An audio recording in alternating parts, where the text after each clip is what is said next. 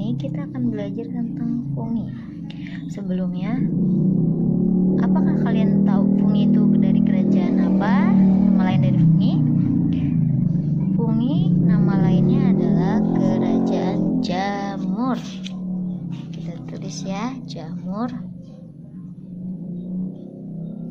Nah, di sini ada yang suka jamur. Pasti tahu dong seperti apa bentuknya atau ciri-cirinya. Yuk kita bahas. Yang pertama, jamur itu sifatnya pertama eukariotik. Eu artinya sejati, kariot inti. Nah, memiliki membran inti. Ya, jadi fungi ini sudah punya membran inti. Intinya tuh sudah memiliki membran. Jadi tidak tercampur antara cairan sel dengan inti sel. Yang kedua, dinding selnya terbuat dari zat kitin. Kalau pada tanaman, dinding selnya terbuat dari selulosa. Sedangkan fungi, dinding selnya tersusun atas zat kitin.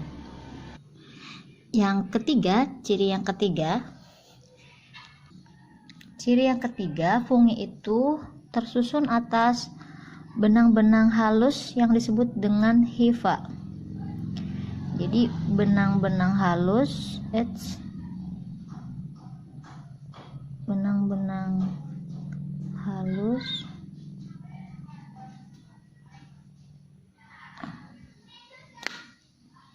fungi itu jadi tersusun atas benang-benang halus yang disebut hifa. Jadi tubuh fungi itu terbentuk atas banyak hifa. Nah, hifa-hifa ini membentuk tubuh buah yang disebut dengan miselium. Kumpulan hifa disebut miselium.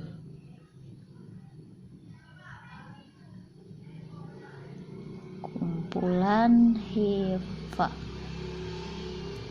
Jadi kalau misalkan ada pertanyaan, benang-benang halus pada jamur disebut juga dengan hifa atau penyusun tubuh jamur. Nah, itu apa?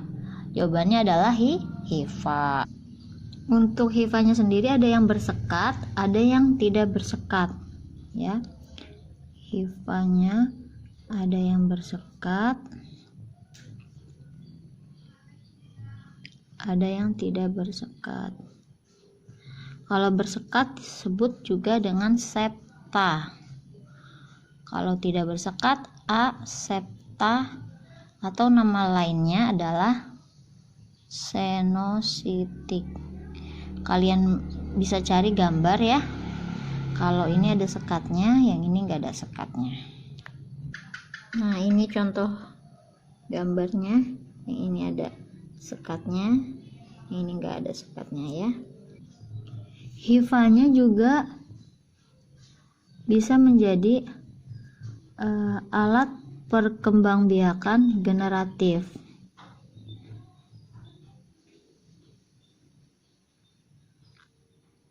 Perkembangbiakan generatif atau kawin, dan juga vegetatif atau tidak kawin. Kemudian hifa ini juga sebagai untuk apa fungsinya? Untuk menyerap nutrisi ya, air dan makanan. Itu fungsi dari hifa. Kemudian apalagi ciri fungi?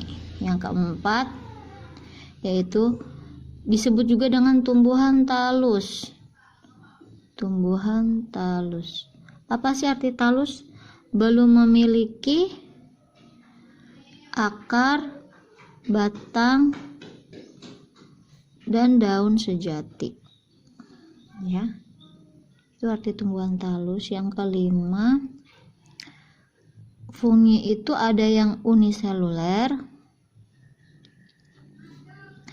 ada yang multiseluler. Yang uniseluler itu contohnya jamur ragi, Saccharomyces cerevisiae. Dia masih satu selnya. maksudnya udah satu sel bisa membentuk fungi itu sendiri.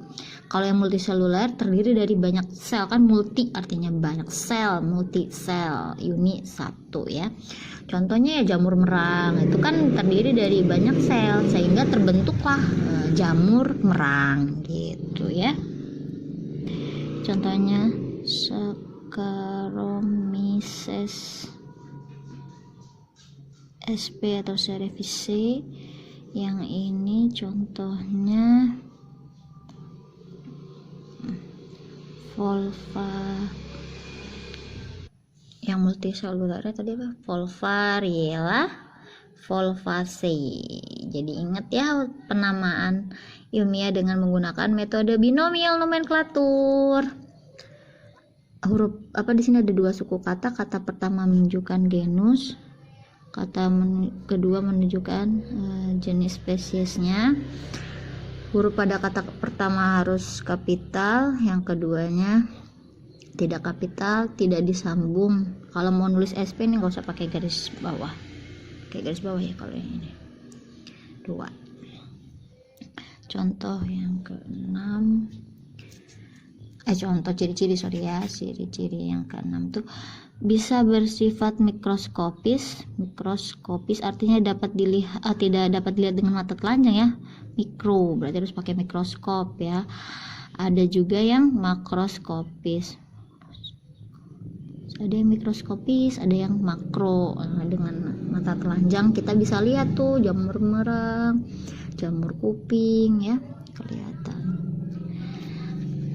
Yang ketujuh, yang terlihat lagi kok tubuhnya berwarna putih ya, nggak seperti tumbuhan. Nah, fungi makanya masuk kingdom sendiri kan, fungi jamur.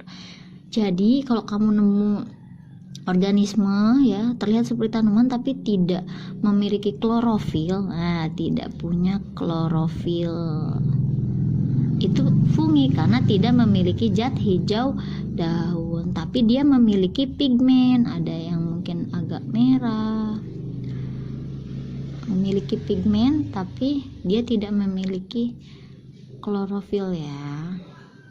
Di warnanya nggak hijau, hijau itu enggak, tidak hijau. Yang ke-8, dia bersifat heterotrof. Heterotrof artinya apa? Heterotrof tidak bisa membuat makanannya sendiri ya. Ini cara mendapatkan makannya, tidak dapat membuat makanan sendiri.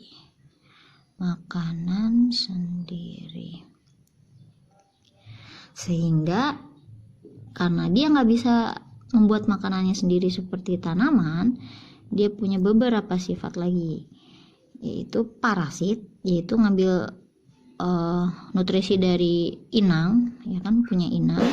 Yang kedua ada saprofit, menguraikan, organisme pengurai, menguraikan bahan organik. Menguraikan bahan organik yang tadinya kompleks menjadi sederhana, akhirnya bisa diserap oleh tubuhnya melalui pencernaan ekstraseluler ya, karena dia itu mencerna makanannya udah berbentuk sederhana gitu. Terus dengan cara satu lagi simbiosis. Simbiosis itu dia mutualisme dengan alga atau ganggang.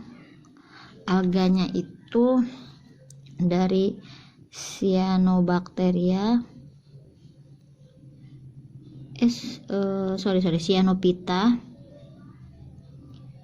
cyanopita sama chloropita. Cyanopita. Alga hijau biru dengan jenis alga kloro, alga hijau ya. Cyanopita atau cyanobacter boleh deh, namanya sama ya, cyanopita atau cyanobacteria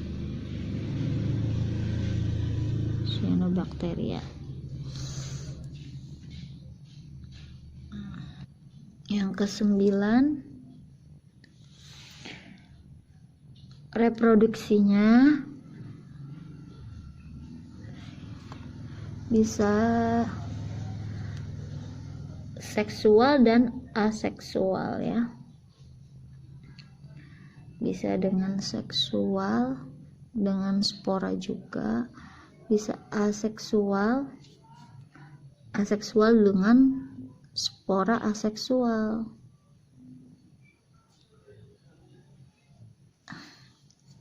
Di sini ada yang pertama, ada spora aseksual itu spora neospor. Yang kedua ada conidia atau conidium, di dalam conidium ya, conidia atau conidiospora. Bolehlah conidia, conidium, conidiospora. Yang ke aseksualnya yang kedua, ini kan spora aseksual ya, tidak kawinnya itu bisa dengan spora, bisa dengan tunas, bisa dengan memutuskan tubuhnya atau hifanya, yaitu namanya fragmentasi. Di sini ada fragmen. Nah, jadi si hifanya diputus ya, pemutusan menjadi beberapa bagian, dan bagian tersebut menjadi bagian individu yang baru. Yang terakhir, yang ke-10 ya, apa, jamur tuh sering bertemu di mana? Kita kalau ketemu sama jamur, bertemunya di mana? Di tempat yang panas kah atau yang gimana? Di tempat yang lembab. Disitu ya. Sekian dulu ya untuk ciri-ciri jamur. Assalamualaikum warahmatullahi wabarakatuh.